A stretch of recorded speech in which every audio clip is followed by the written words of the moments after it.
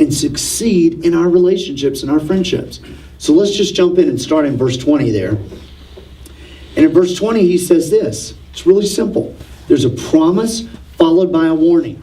Verse 13, walk with the wise and become wise. You're going to learn this verse by the time I'm done with this. Walk with the wise and become wise. That's the promise. And then the warning. But the companion of fools suffers harm. Wow, so let's just look at that. First of all, he says, listen. He says, walk with the wise and become wise. And so he says this. He says, wisdom is contagious. He goes, think about it. Think about, it's wintertime. People are getting sick. People are giving each other stuff. Well, just like you had to be in close proximity to somebody to get sick, to get wisdom, it is contagious. Wisdom is caught more than it is taught. It says wisdom, if you are in, and I'll talk about what wisdom is just in just a minute. But he goes, if you are in proximity to wise people, you are going to gain wisdom from being around them. It's relationships. It's sitting down with coffee. It is calling them on the phone. It's going to hang out with them to play golf. It's doing family vacations together. It's choosing to have relationships with people who are wise. And he goes, you do that.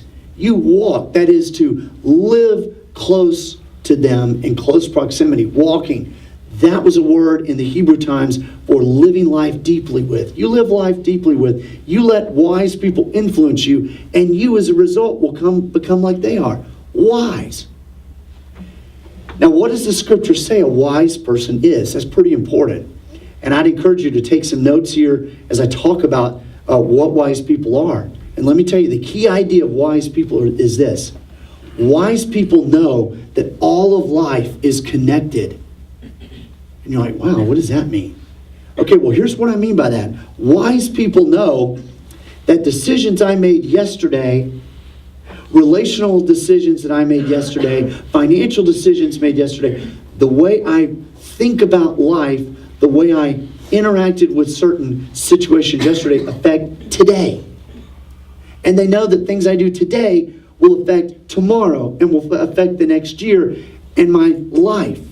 And they know that no decision is in isolation. No relationship is in isolation. No financial decision. No business decision. No family decision. No spiritual decision exists just isolated.